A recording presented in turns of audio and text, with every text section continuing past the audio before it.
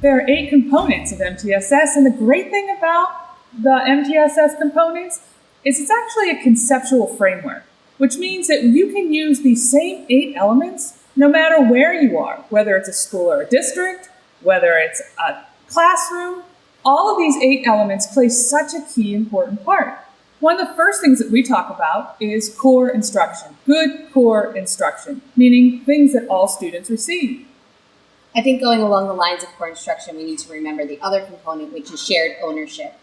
That when we're thinking about an MTSS framework, we really are talking about everyone in the school system, that everyone plays an important part. And it doesn't matter your role in the school, shared ownership is number one thing we need to have if we want to have other components that are pretty strong. The third component is database decision making. So regardless of your role within a school, you are continuously collecting data and monitoring data so that you can make educational decisions. So whether that's at a district level, or a classroom level, or a grade level, or an individual level. Karen, that makes an important point then, because now we're talking about what information are we using. And there's 2 different components that address that. One is the screening information that we receive, right? The things that predict risk down the line. We look at PVAS, especially for secondary. Look at PSSA scores and history over time in PVAS. We also look for some of the other screeners. What were some of the screeners that we've been using?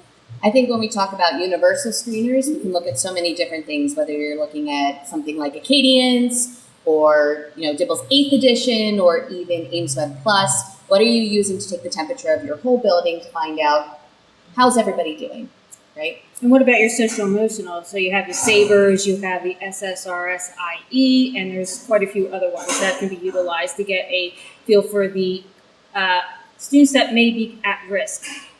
The other great thing is you can also use your school climate data, right? So how are people experiencing, even for families, which leads us into always that conversation about family engagement, right? I think also family engagement oftentimes is that one element that we sometimes forget about. And it's probably one of the most important, especially when you're thinking about any type of advanced tier support for any of our students, that our families really need to be partners in this work. And as partners, we can start to make some instructional decisions that are best for our students. There's also the professional development piece. We can't expect our educators and our staff at our schools to just know how to do these things. So it's the investment in professional development, the time that people can get trained, learning to do these things with fidelity so that, the fidelity piece ensures that we're giving our students the best possible chance of being able to succeed. And the great thing is there's flexibility. So in the past, we have often equated multi-tiered systems of support with response to intervention.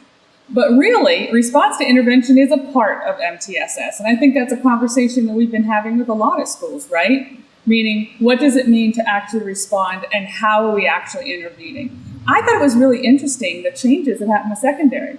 And I was just going to talk about that, and that our states look at MTSS core elements. Really now is helpful that we have a delineation between elementary and secondary.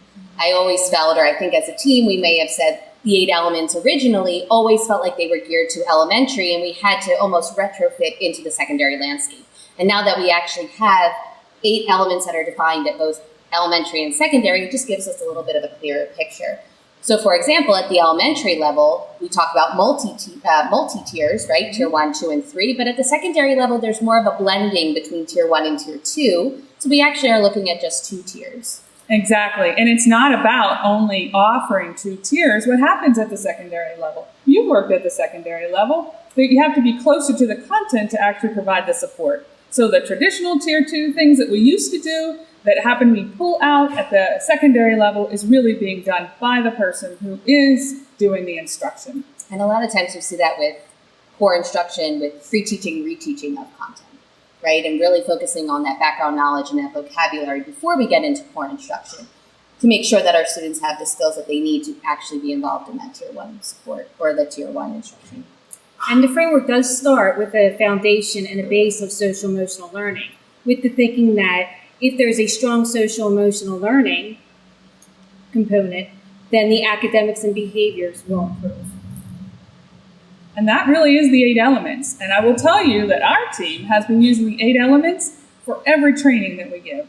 Team-initiated problem solving, PBIS, multi-tier systems of support at the district level or at the school level. It's all a part of what we do.